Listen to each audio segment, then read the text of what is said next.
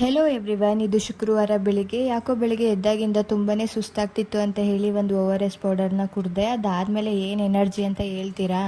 ORS ಪೌಡ್ರಿಂದ ಅಂತೂ energy ಬಂತು ಅಂತ ಹೇಳೋದಕ್ಕಾಗಲ್ಲ. ಮನೆ ಗಲೀಜಾಗಿರೋದನ್ನ ನೋಡಿದರೆ ನನಗಂತೂ ಸಿಕ್ಕಾಪಟ್ಟೆ ಎಲ್ಲೂ ಇಲ್ಲದೆ ಇರೋ ಎನರ್ಜಿ ಬಂದುಬಿಡುತ್ತೆ ಅಂತ ಹೇಳಬೇಕು. ನನ್ನ ಹಸ್ಬೆಂಡ್ಗೆ ತಿಂಡಿ ಎಲ್ಲ ಮಾಡಿಕೊಟ್ಮೇಲೆ ನನ್ನ ಮಗನೂ ಮಲ್ಕೊಂಡ್ರು. ಅವ್ರು ಮಲಗಿದಾಗಲೇ ಮನೆಯೆಲ್ಲ ಕ್ಲೀನ್ ಮಾಡ್ಕೊಳ್ಳೋಣ ಅಂತ ಅಂದ್ಬಿಟ್ಟು ಮಾಡ್ಕೊತಾ ಇದ್ದೀನಿ.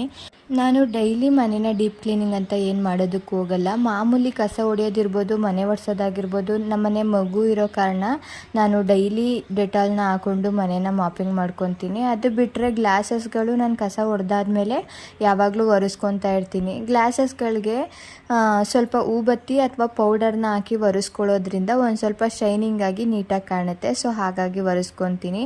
ಕ್ಲೀನ್ ಎಲ್ಲ ಮಾಡಾದ್ಮೇಲೆ ಮನೆ ನೋಡೋದಕ್ಕೇ ಒಂಥರ ಖುಷಿ ಅನಿಸುತ್ತೆ. ಅಡುಗೆ ಮನೆ ಕ್ಲೀನಾಗಿದ್ದರೆ ನಮ್ಮ ಆರೋಗ್ಯ ಚೆನ್ನಾಗಿರುತ್ತೆ. ಇಡೀ ಮನೆ ಚೆನ್ನಾಗಿದ್ದರೆ ನಮ್ಮ ದಿನ ಎಲ್ಲ ಚೆನ್ನಾಗಿರುತ್ತೆ.